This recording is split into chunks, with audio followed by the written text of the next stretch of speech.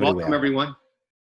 Thank you for joining us today. My special guest is Stefano Gagliardo from Poderi Gianni Gagliardo in Morra, who is a wonderful producer of Barolo and also several other wines, which we'll talk about today. Stefano, come stai? How are you today? Molto bene. Grazie. Grazie, Tom, for having me. And I'm very happy to have this some time to speak and chat with you, chat a little bit wine with you. Thank you. We were just talking before we started about, we've got a number of problems here in the United States, but things are much better now with the coronavirus in Italy. Yes, I mean, the restaurants are open and you have people visiting the winery now? Or? Fortunately, the situation is much better now. Well, the lockdown here was pretty serious and tough. I mean, as everywhere else, but probably we started a bit earlier, no? And so this is why probably we are now experiencing a better time right now. And so let's hope for good, of course. So far, so good. So we have to keep being very, very prudent and very careful. But fortunately, the situation is objectively much better. And so we have to stand in this way and try and hope that the situation will be better everywhere, no, in a few weeks. Exactly. So I've talked with other Piemontese producers, and I know you all have taken a little bit of a hit business-wise, but, the advantage, of course, is with making Barolo, I mean, you want to sell wine. You don't want to let it sit around, but at least with Barolo, if you don't sell it now or in 6 months, you can sell it in a year or 2 years. I mean, it's going to last. So you have that advantage. Well, fortunately, the wines that we are making in the last few years are more or less all wines that can live very well for a good period of time. Even the whites we do. Now, for example, now my Favorita, which you think maybe Favorita is the wine you want to drink in a few months or in 1 year, but right now I released the 19. But if I have to open a bottle for myself in my house, I open 16 right now. So fortunately, the wines right now, because of several reasons, a little bit of weather evolution, a little bit of different goals in the cellar. I mean, it's a mix of fact that makes the wines more on about medium to long run. Okay. Well, the Favorita, I tasted it. It's lovely. We'll talk about that in a few minutes, but let's start off with a little history of your winery. And I was reading on your website that the origins go back to the Colla family, right? C-O-L-L-A. Yes. This is the family of my mom, and well, let's say that the very start of the family is a pretty common history, because is a history of vineyards. And here in Piemonte, you find, especially in the area of Langhe, you find many stories like that. You find families that were not making wine, but they were growing vineyards. Yes. Yes. And this is very much, I mean, the start from my family was about that. But the everything changed. I mean, our path took the direction of Barolo in 1961 for a love story, for something which is driven by passion and by a dream. Because my grandpa, Paolo Colla, he was making dolcetto. He was a dolcetto maker. He was right just outside of the Barolo area. He was in the Langhe, in Diano d'Alba, okay, but just outside of the Barolo border. And for the people that knows about where is Diano d'Alba and the Barolo area, people knows that is like a plateau, it's like a terrace overlooking Barolo zone. So my grandfather was very much a Barolo aficionado, Barolo fan. He was very much intrigued by the intellectual side of Barolo. Okay. And he was overlooking that area, looking La Morra, looking Barolo, looking Serralunga. Day after day, the desire of jumping into Barolo making was raising day after day. So he started to work during his life with that mission, with that goal. The dream was to start making Barolo. So at one part of his life, it was already a late part of his life, he was able finally to basically give away the Barolo vineyard, the Dolcetto vineyard, sell out the vineyards and everything he had in order to buy one vineyard in Barolo with a little house and start producing the Barolo. That vineyard is called the Serra dei Turchi, is the place where we are still making wine today. And to me, that's very much an inspiration, because if we picture in the 60s, Dolcetto was very much an easy to sell wine. It was a Dolcetto, it was a wine that people were really buying, drinking. Barolo was very much important, very much recognized, but in terms of market, it was difficult. So for him, it was very much a very strong gesture, no? A very strong move to say, I give up the easy way for something I love. This, for me, is something I always bring with me, and I think this is inspirational. Back when he made that move, because I've read a lot about this, and I'm a lover of both wines, and especially Dolcetto. But Dolcetto really wasn't very important back in the early 60s, wasn't it? I mean, what were the price relationships with Dolcetto versus the Barolo back then? It is almost the opposite as today. If you take today the Barolo and Dolcetto, no, more or less, and you just switch the two, this was the thing. With probably it was even worse, because Barolo was very difficult to sell. Many times the Barolo was really the wine to give away for free. Together with the orders, like to say, like a discount, no? Oh, I give you something more, something extra. You can have some Barolo, because the Barolo was a wine which was wine with history as well already, with a lot of history, but still it was very much a young project. Right. It was a wine that was in everybody's mind, but still it was a wine that sometimes it was a bit difficult to enjoy, because it was bringing not only history within, but also a little bit of tough tannins, and sometimes it was definitely not a friendly glass of wine. At least part of the Barolos. Right. And only with the time, with the work of many families, Barolo became what is today. It's a wine which is approachable and is enjoyable by the time of the release to the future in the bottle. No, in the 60s it was a bit more complicated.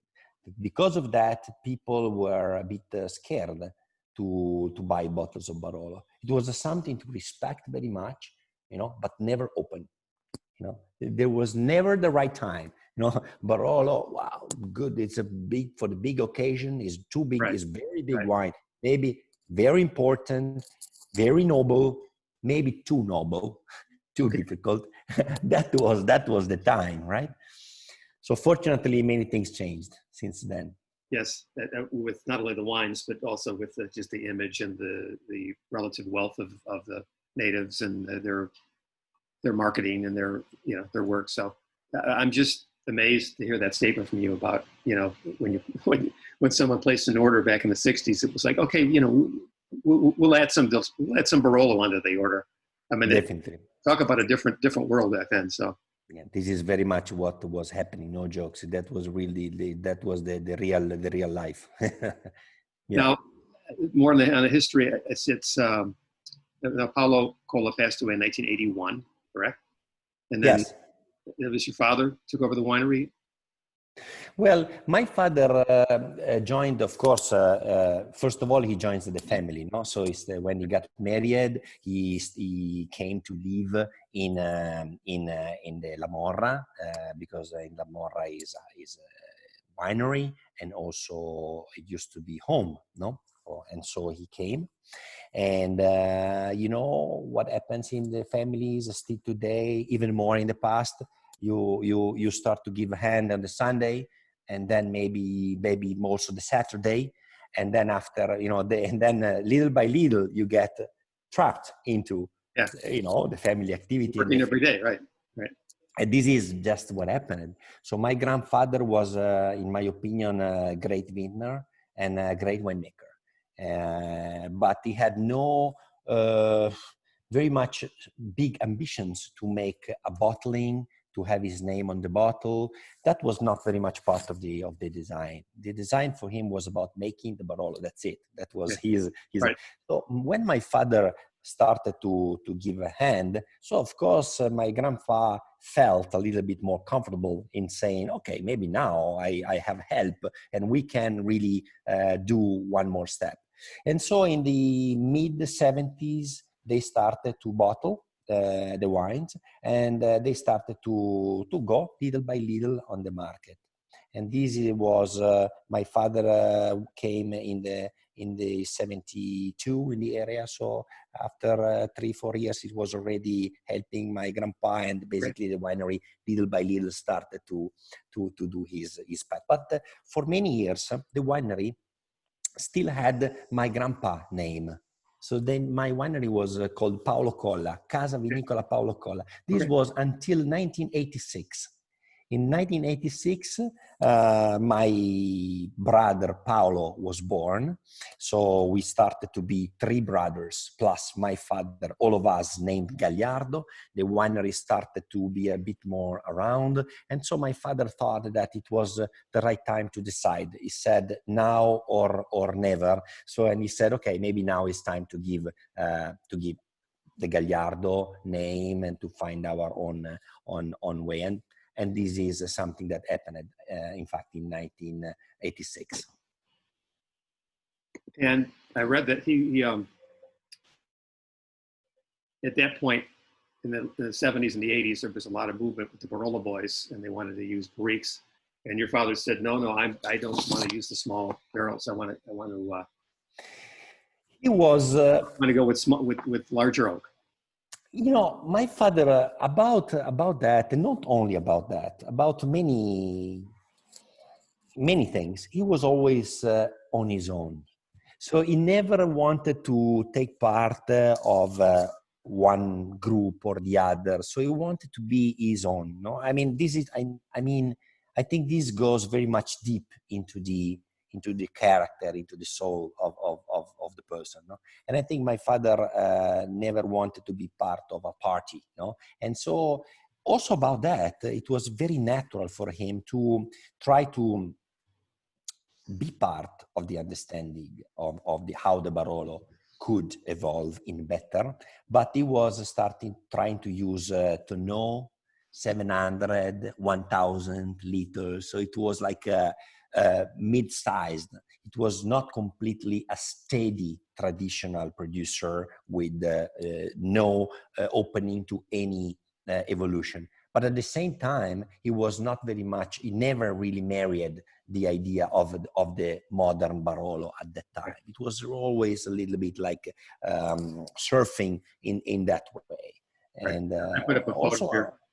Yeah, also in terms of crew, you can read that, because for a long time, he never wanted to make a single vineyard wine because he had in mind the one idea of wine, which was a blend of a different crew. So for many years, we had different blends, and we never had single vineyards. So about that, we can say that we have a record, because you know, Tom, that in the Barolo, many producers, they say they have a kind of record. They say, I am the first to have the crew name on my label. Maybe I'm the first to have that single crew. I'm the first to have Vigna, whatever it is. So our record is that for sure we are the last one to put the Barolo crew on our labels. No?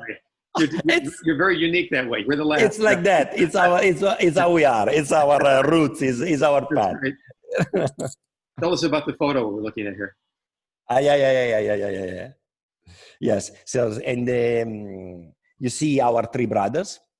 So my father, of course, and then my brother Alberto with the dog Miquette, and yes, and so who knows about Nebbiolo will understand the name of our dog. Miquette, right, exactly. Clone of Nebbiolo, so. Right. It's a clone of Nebbiolo, and then Paolo on the left, yes. And then everybody of us at the winery. So we are one family, one job, one life, 100%. And you have pretty much said, and we go back to the aging, that you're going to stay with the large barrels now, the Grandi Botti, yes? Yes. Over the time then, because, when you have an understanding time, hopefully, then you understand, then you do understand, and then you decide what you like and what you want to do. So now, let's say in the last 10 years at least, we work with normally with large casks, as large as possible, because I have to say that over time, we did evolve also our vineyard portfolio. Let's say that over time we were able to purchase land in 5 villages, and we have now 8 plots out of those 5 villages. And so some of them are pretty small, and I would say that on average my plots are small. So this is why I say as large as possible, because with some crew, I'm not able to use the big cask because I don't have wine enough to fulfill really? it. Very interesting. So in that case, we did the size. So basically my crew are today, every crew is a single cask wine. So we did the size, the cask on the surface of the crew. Okay. In that case, I'm able to have 1 cask per crew per year. And this is the way I can use to have a bigger cask as possible. Yeah, I noticed, we'll get to the individual Barolos in a second, but I noticed some of these, I mean, you're less than 1,000 bottles at some of these things. Some of them, yes. And let's say that the biggest production of crew,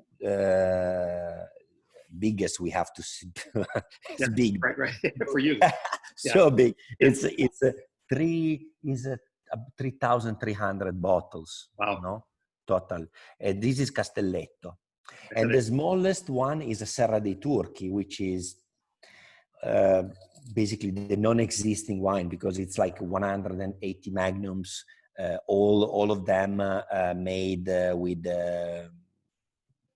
we do destem by hand every single grape out of the bunch. So because that's my grandpa vineyard. So we just started like 2 years ago to make that wine. I mean, to let's say we just released 2 vintages. No, we started in 2015. So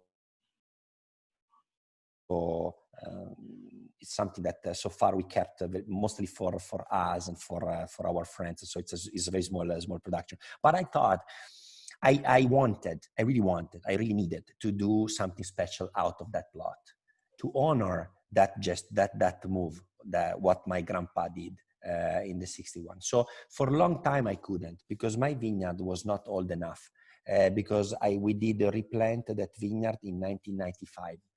And so for many years I had to wait the maturity of the vines to be able to make a special project, no?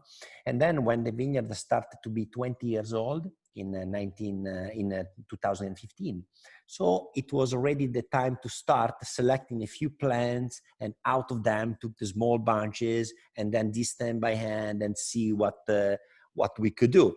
Right. And so this is what we have done. So that's the smallest one, crew. Now, let me just go back on the aging. I talked about you use, when possible, the large casks. And of course, you said some of these vineyards are so small you can't even use a large cask. But it seems to me that that's your preferred oak to use, as the large cask, the Grandi Botti. And I love wines like that. I mean, there are some modern wines I like, but if all things are equal, I prefer the traditional style. So I have my reasons, and I've tasted a lot of these wines. But I'd like to hear from you as a winemaker. I mean, what is it about the large casks that just, in your opinion, make a better wine? Is it more honest, more true, more out of character? What? Tell us about that. To me, what I have in mind when I make a wine, well, first of all, is pleasance. No, because pleasance to me must be above everything. No, because at the end of the day, we need to be a glass of wine which is attractive. No, that which is kind of calling us back. No, and that's the main thing that goes above every ear, every philosophy, everything. You know, but besides that kind of main point, my goal is to make wines that are very much expression to the place where they come from. So each cru is different, each place is unique, and so we want to bring that into the glass.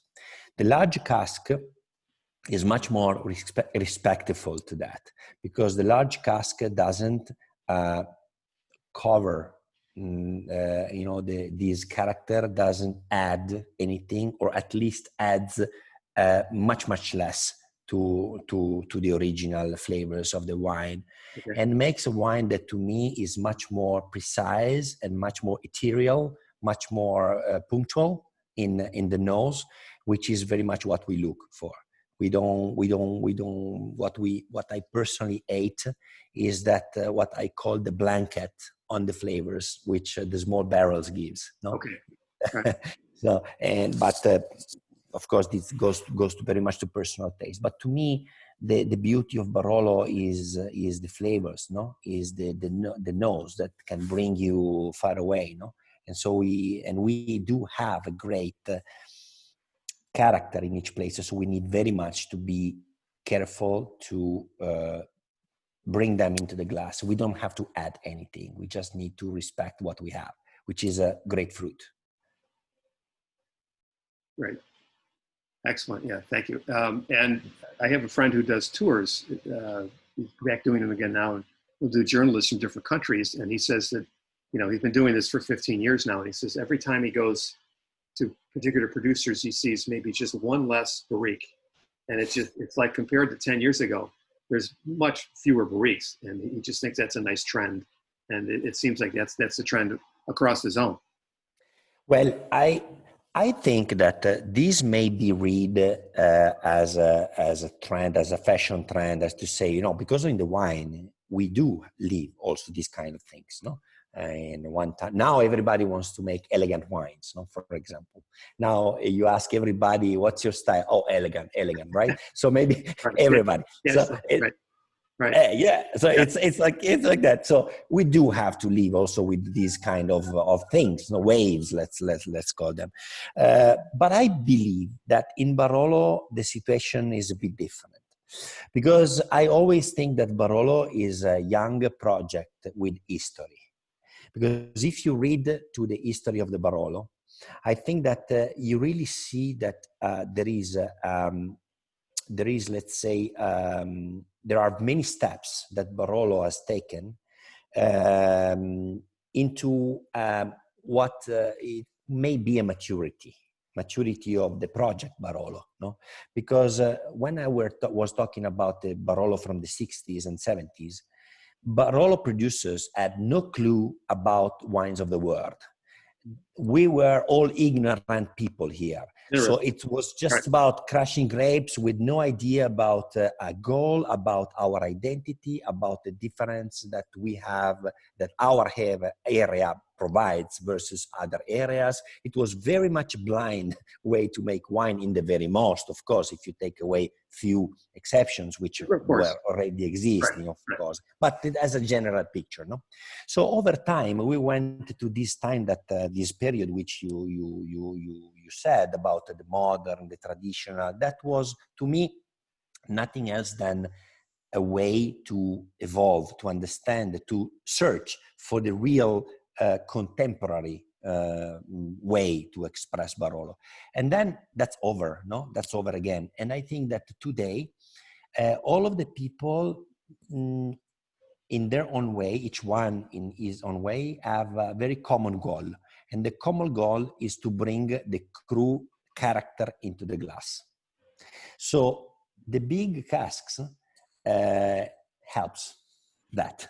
Okay. So I think that this may be, in my feeling, that is a path which follows the natural evolution of the Barolo project, which now reached a point which will not go back. People will not say, "Oh, I don't want crew anymore." I mean, that's not fashion. It's something that we reached. And so that's something. And so as well, the woods, which you were mentioning, a bit bigger, to me are part of the same moment and the same and the way to achieve the goal. Great. That's interesting to hear. And I would agree with you that it's about, you want to put that special character in that bottle, and you don't want to put a blanket over it. You don't want to mask that. And especially now, as there's such a movement toward MGA, towards single vineyard Barolo. I mean, and they're so limited, and necessarily the price is going to be more expensive. So if you're going to sell those wines, you've got to tell a story.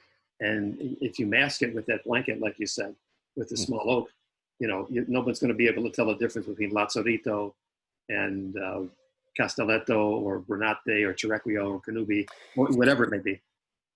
I very much agree with that, and that's why last year I started with something I had in mind since a long time, which is something I call the Barolo experience.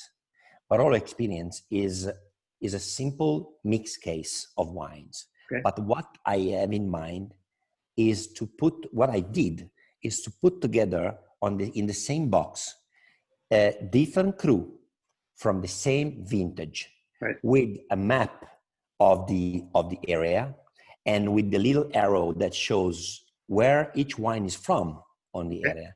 Right. And then I every year I taste the wines, I line up the wines, and I say, okay, in my opinion, this is the right tasting order for this year. So I do put them in the right tasting order, 1, 2, 3, 4, 5. And then there is something that maybe, I don't know, maybe is a bit strange, but some people can write one book for each glass of wine because they say a lot of words, no? Sure.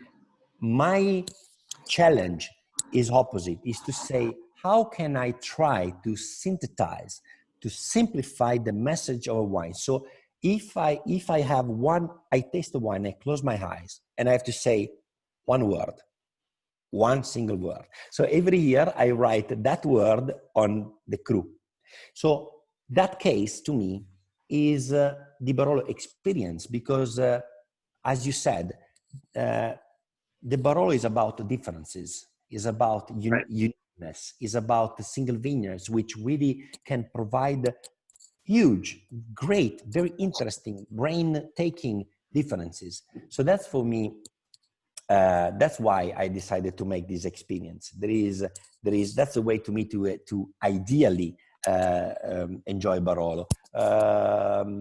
Large table of friends, 5 bottles of cru, open, chat, enjoy, laugh, agree, disagree, whatever it is. That's life. That's Barolo. Right. We should all approach politics that way, but that'll never happen. But exactly. Barolo was a lot more enjoyable anyway. So I congratulate you on your challenge of one word, because I know I could never do it. I mean, even if I wasn't a writer, I couldn't come up with one word to describe the wine. So I don't know if of course my word, any word I pick, of course, is very questionable, no? Because it's very much something I feel. It's your word, right? Exactly. It's my word, but for sure it's my word. Yes. Right. Well, we'll come back to Barolo. We could talk about this all day long. We've talked about this at the winery, and I love your enthusiasm. But let's talk about that beautiful white that you have, and you sent me a bottle of this Favorito called Falegro, which is really fascinating. I poured it, and there's a little spritz in there. It's still a young wine, 2019. Favorita is basically Vermentino, isn't it? Correct. Yes, absolutely. How did the grape make its way to Piemonte? We had historically many exchanges with the coastal Liguria region, because of course for many centuries the Liguria region was the gateway of our product, no?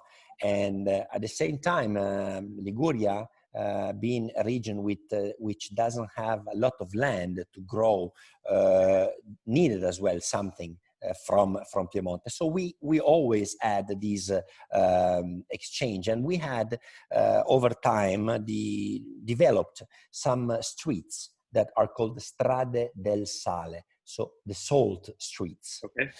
Salt, because the salt was used to preserve fresh goods, no, fresh food. So that was very important for that, and also because salt was so important for, because of that. That was almost like money, the Really? salt. So Okay. it was, yes. Yeah. So basically, along those streets, we have many exchanges. And in the late 1600, during that time, we got also some plants of white grapes, Okay. which nobody had any idea about what they could do with them here in Piemonte, because here the wine was red. So if you close your eyes and say wine, you think red. And in Piemonte, basically at that time, we had no white grapes. The only grape available in the early 1700 was Moscato. But Moscato, Moscato area is about half an hour drive from Barolo. Today, half an hour drive means that in early 1700 was basically another region. It was far away. That's where Paolo Cola was from, right? From the Moscato area? From Santo Stefano. Santo Stefano is still a langa, but is very much a langa that borders Monferrato, and is already is one area where you have a great tradition of Moscato. Okay. Absolutely. This is the origin of the Colla family. Okay. And so basically, for a long time, that white grapes were used to as a table grape, as fresh fruit. And people started to recognize them as the favorite grapes to eat. So favorita. So that they basically provided a local name, like a nickname, of people. And during the 1800s, basically one local clone was generated year after year, because to make a new vineyard by the time, you were not going to the nursery to buy plants. You were just doing mass selection. That was the only way. And so being considered the table grape, the plants chosen to be multiplied were always the ones with a little bigger bunch. It was very much an aesthetic, the decision, no? And so during that time, basically we generated a Piedmontese selection of a Vermentino. And so the Favorita is basically a local clone, which in terms of DNA is nothing else than Vermentino. Sure. But we have to say something which makes a difference. We are into a continental climate. We don't have the sea. We don't have the same light, the same, the sea impact on our climate. And so basically, I like to call Favorita the only one Vermentino example to be grown in a continental climate, so far away from the sea. And so that makes a big difference. Yes. So yeah, the acidity is not quite as bright. You don't have the saltiness, but yeah, you have an aromatic side which is much more present. You still get like kind of orange blossom and peach aromatics to it. It was lovely wine. So. Now, we grow it in the Roero, because Roero has a sandy soil, and the sandy soil provides not only the salinity, which goes so well with the grape Vermentino, but also the microclimate on the sandy soil is warmer, of course. So it goes back to the origin of the Vermentino. So being a Mediterranean grape, Favorita can go in very hot spots, in very hot plots, needs hot. Okay. Is not scared about it. The problem is the opposite. You cannot give non-perfect exposition to Favorita. Otherwise, you do dilution, not interesting wine. You need very much to go on very warm, sunny, hot places. And one of the things I want to mention that you brought up, and it's a point of trivia, and it just shows you how crazy the Italian wine laws are. And I always love talking about this with people, is that the grapes are from the Roero, but the DOC you have to use is Longue DOC. I know. Because in Roero, the only grape you can identify is Arnese for a white wine. So See. it boggles the imagination. But I always joke that if I were to write a book on Italian wine law, and I don't think I have that kind of time, and I'm too old, but even if I did write it, by the time I finished it, it would be out of date because there'd be so many changes. It's just insane, some of those laws. But anyway, we are a bit complicated, yes. Yeah, well, but that happens in America too. So, but not as much as Italy. But it's something you take pride in, right? So, but you know that we are a bit complicated. But then personally, I try to simplify. As you know, I use one word. There you go. All right. Well, let's get back to your Barolos. I'm going to put up a map here off your website, and you can tell people, basically the Barolo zone and these particular vineyards and where the wines come from. So you make, is it 6 or 7 different Barolos, most vintages? It's well, today I do 6 because 2 of the vineyards of the crew I have are only used for my Barolo Classico. All of the others are used for both Barolo Classico and crew bottling. Basically, each crew contributes to my Barolo Classico. I use a little bit of Serra dei Turchi, Fossati, Lazzarito. Each vineyard gives something to my Barolo Classico. Plus, I have small bottlings of them separate.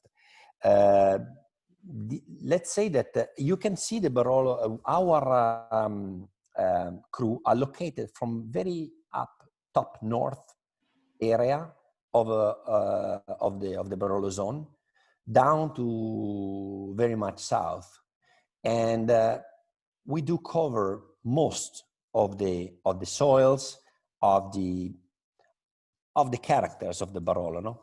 This is something that to me is a point of proudness, even if honestly this is not something I was able to picture and to design.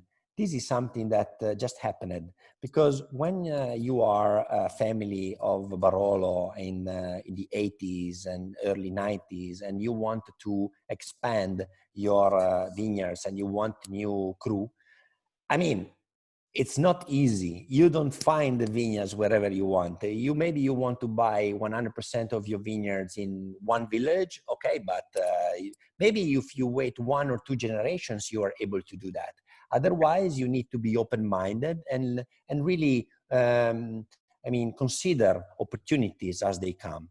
So we were completely open-minded. We said, we are from La Morra, but not necessarily we need to own vineyards only in La Morra. Let's look for what's available if it's interesting, of course. So we did explore and work on that. And every time we had the chance to take something that was special in our opinion, we jumped on that. And so as a result, we have now 5 villages and crews that are very different, because if you go from the letter A on the map, which is Monvigliero is the top north area. Is an area which has a very strong character. It's a new wine from us. First vintage release is this year, is 2016. And that's a wine which is completely different from Lazzarito, for example, which is the wine down south, where you have a completely different identity profile. And that's what I love. I love very much this is Lazzarito, by the way. This is the Cru Lazzarito. As you can see, Lazzarito is on the top of the hill. Is almost like a plateau. And this vineyard has a Vigna name, Vigna Preve, and which means that is delimited and recognized as a unique character vineyard. And we are in the Lazzarito area. The village you see just in front is Castiglione Falletto, and just behind is La Morra. But this is one of the... Properly is in Serralunga. In Serralunga, and yes, the plot is in Serralunga, and is one of the highest plot in terms of altitude, because we are at 390 meters above sea level, which I'm sorry, I'm not able to translate into feet, but it's one of the high 1,400 feet, something like that, 1,450. Okay. Something like that. I'm just guessing. Yeah, approximately. And so it's very high, and because of that, being the top of the hill, we had a little bit of we had a particular erosion over time.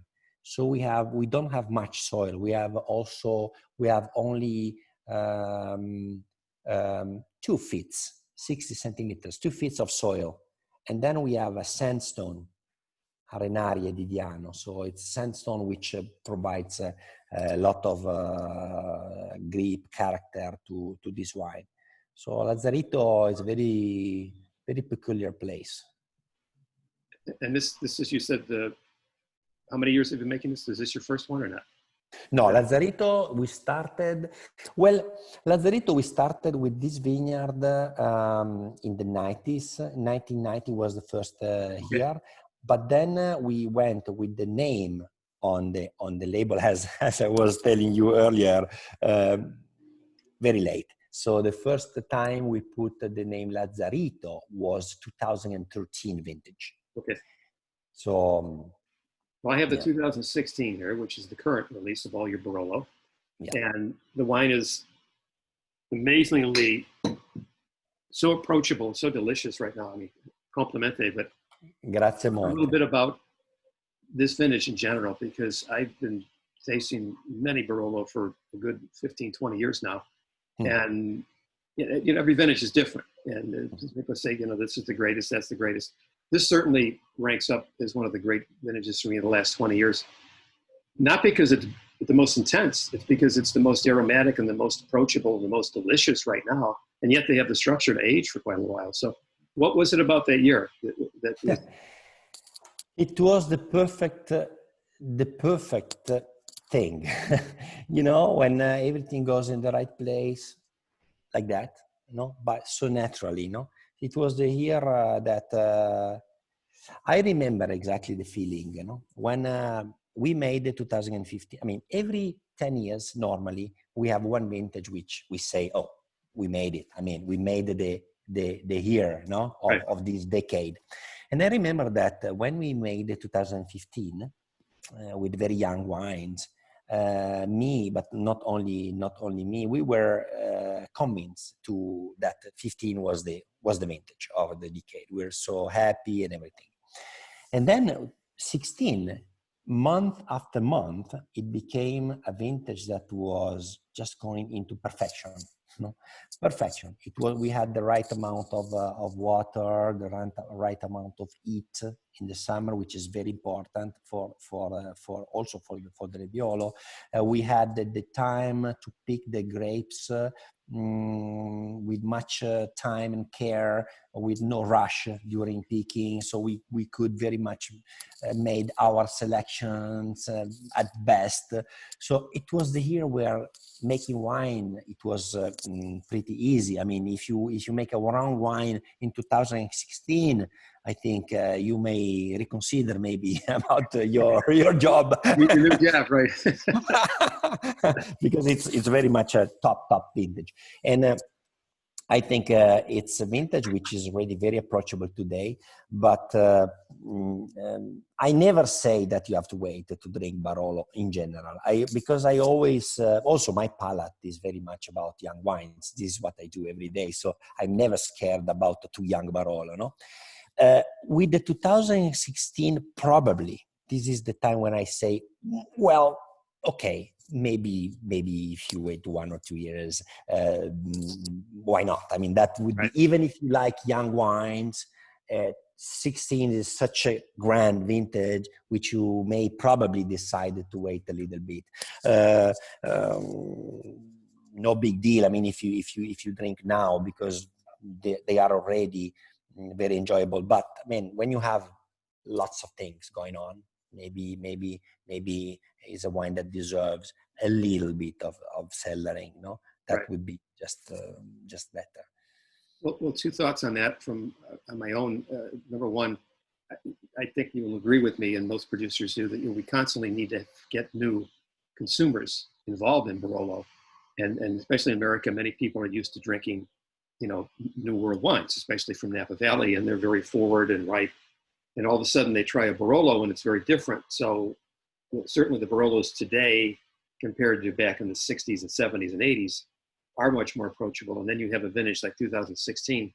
I think that's important. I mean, if they hear, well, these wines are going to age for 20 years, I don't want to wait that long. And you don't have to anymore. Definitely. Definitely. I think Barolo today provides options. This is something that was not like this in the past. In the past, you didn't have many options.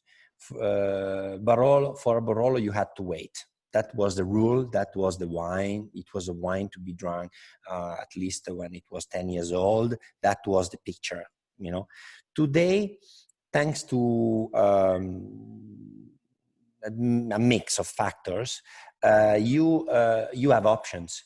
It's your choice. You can say, I like the vibrance. I like the wines when they are a bit younger, and I like to get them in that phase. And that's absolutely a big part of the Barolo today. And then you can decide to sell or to collect, to somebody even to invest. It depends. So, but whatever, to leave the Barolo wines in the cellar for very long time. So you have options. You have two. In the same bottle can cover the two goals. This is very much how the Barolo is. It's not something you create very much in the cellar. You decide. I think this is a missing opportunity of the past, because Nebbiolo is always Nebbiolo. It was Nebbiolo also 20 years ago, but probably we were not able to get all the potential of this grape. Today, I think, thanks to the vision, thanks to winemaking, thanks to a little bit of the climate change as well, right, we can make wines that have very ripe tannins, that are vinified with much protection by the air, so they are very much vibrant and good in the youth. I think that the best identity experience for the Barolo, is in the youth, because when the wine is young, you can really get Barolos from Barolo from Serralunga, Barolo from La Morra, and you can say, well, I like La Morra, I like Serralunga, I like Barolo. It's when the time goes, and the evolution progress, I think all of the Barolo tends to get a bit closer one to the other. So at one point, to me, a 25 years old Barolo is old Barolo. You don't get any more the nuances of single vineyards, which you get in the youth. So by that point of view, I like probably more young Barolo, no? But anyway, we go back on personal taste, no? And the options that we do have. I had never really heard from a Barolo producer that term options, and I like the way you express that, and I like your philosophy on that. And I think that's important. I think in this day, especially with so many sound bites, well, this wine's supposed to taste this way, and this wine's supposed to taste that way, and it's like Serralunga is this, La Morra is that. It's all the individual plot. It's what the winemaker wants to do. It's like that's important to remember. Yeah, I think wine is something which is too nice to be sticking to too big rules or dogmas. I think it's more about personal perception and feelings and freedom, which is very important, especially when we just drink a glass of wine. I agree. Thank you. I'm going to put up one more picture here. I took this when I visited the last time. I think I was with your brother. We were walking around your vineyards. This is Monvigliero. Ah, bravissimo. And we got a beautiful day that day. There's the tower in Verduno. So this is your first release of Monvigliero, right? 2016? 2016. We made the acquisition of the vineyard in 2014. The winter pruning was done already when we did the purchase, and we couldn't really understand much in the winter, you know. So we just did grow and vinify, and we felt that we needed to work a little bit more in the vineyards before releasing the wine. So we made 2014 and 2015, which are not released. Okay. And then with 2016, finally, we found the balance that we like. Also, thanks to the great vintage 2016 that was helping us. And then again, we did follow 17 and up to today. And I think that we are very happy. But the vineyard was owned by a farmer that also grows animals, no? And he has a stable, no? So you were manuring a little bit too much that soil. So we had to basically cover crop. We had to stress a little bit the plant to use this extra food that was in the soil in order to get thinner bunches and better balance. And I think my brother Alberto did a very good job about that. And so now we are very happy. The only problem is that my production is so tiny, and because the plot is 0.27, so it's a quarter of an hectare. Wow. So I do about 600 bottles per year, 700, it depends. So that's why I can just release this wine in the mix case, in the experience, because here's one of them. sì, esatto. Which I'm going to save for a little bit, but maybe one day, please open it. Don't forget. Absolutely. Yeah, no, I don't, put these things away for 20 years. I was going to say before, when I was in Alba and I was tasting with other journalists at 2013 Barolo. Yes. And, 3 years ago, I was writing down on some of these wines, a great vintage, but a much different vintage in 2013, 16, excuse me. Yes. And wines need a lot more time. And I said, well, peak in 20 to 25 years, some of them 25 years plus. And then I thought, am I going to be around in 20 or 25 years? So I certainly start to drink these wines a lot more often now. So don't worry, I'm going to open that soon. So, but then also, as we just said, honestly speaking, besides that, which I totally agree, it may be a long time, but I disagree with that long terms. I mean, it's, to me, to see a peak of the wine of a Barolo after 25 years, it's just wrong, maybe, no? But it's such a long time that nobody will go to judge if that note was right or wrong. Exactly. if they can even find that note, that's right. Exactly.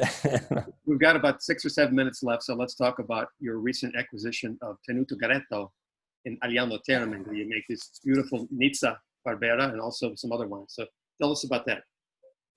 That was something that I had in mind since a long time, because I'm convinced that Langhe is the land of Nebbiolo.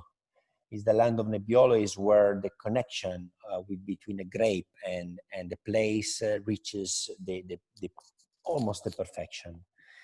And because of that, I always thought that Barbera was probably having other sites to reach the top, no? And so tasting more and more wines from the area of the Nizza, the OCG,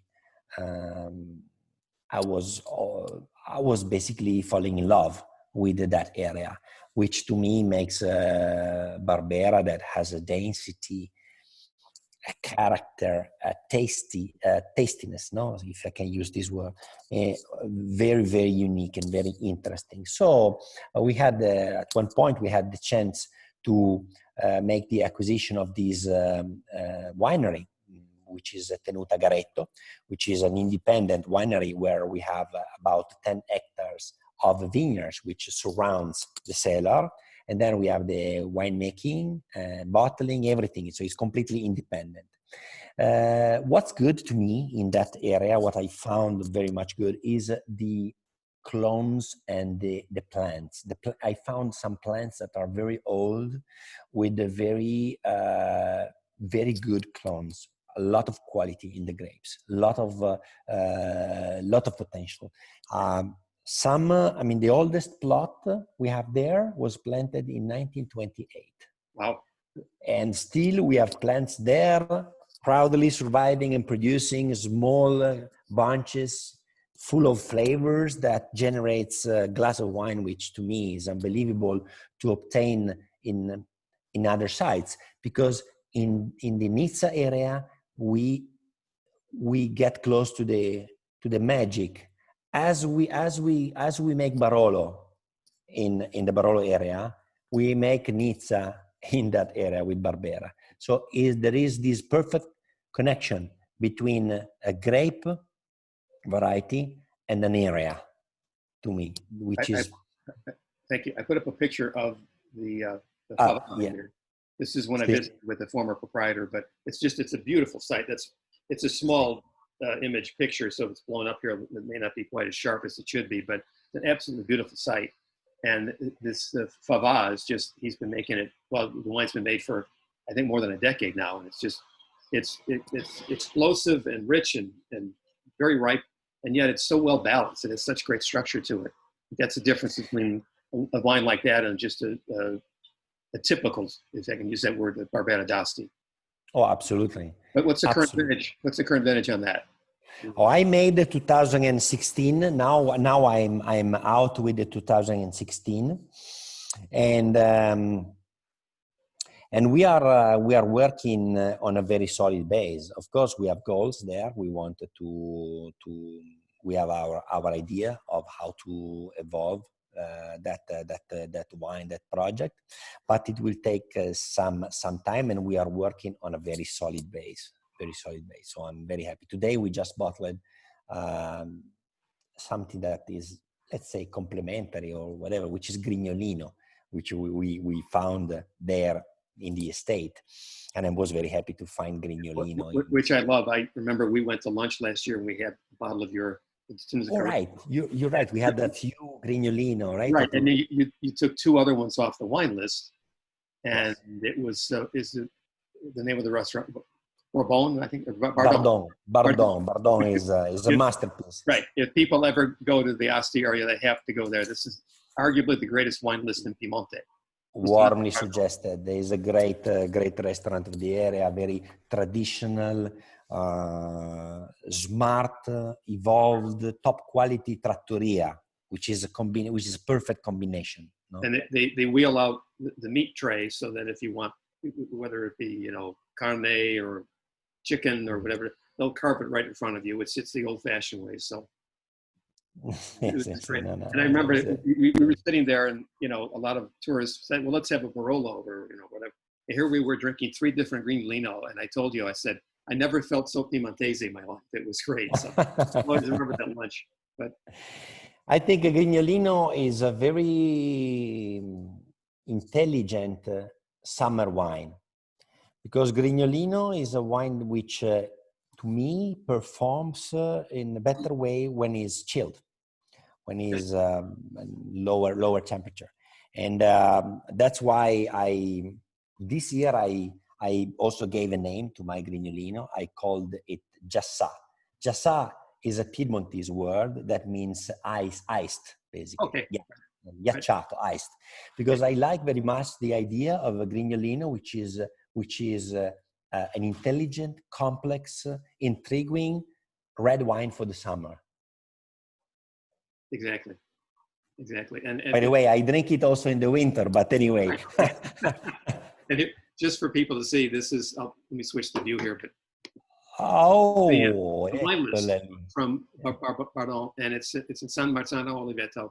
It's just an amazing wine list of how many different vintages of not only Barolo and Barbaresco and Barbera, but you've got wines from all over Italy. There's even some California wines. It's just, people have to go there. It's just a great list. So anyway, we're pretty much at the top of the hour here. We're kind of out of time. We can go another minute or two, but this has been great. It's always, è sempre un piacere a parlare con te. Mio grande piacere. Okay. And assolutamente. Thank you. I just learned so much from you. I hope everyone enjoyed it today. So, and I can't wait to try this Monvigliero, but I'm not going to in any hurry to open it, but soon, soon. But the 16 Perfect. Lazzarito is just lovely. I mean, I've tried probably 100 Barolos from this vintage so far, and it's one of the most enjoyable and one of the most complex. So, Grazie molte. Complimenti. So, Grazie. fingers crossed for a great harvest in 2020. Oh, yes. Thank you. And I hope to see you soon. Absolutely. As soon as possible. Thanks. Possibly in Barolo. Let's hope for free travels again soon. Okay. Ciao. Ciao. Grazie molte. Ciao, ciao.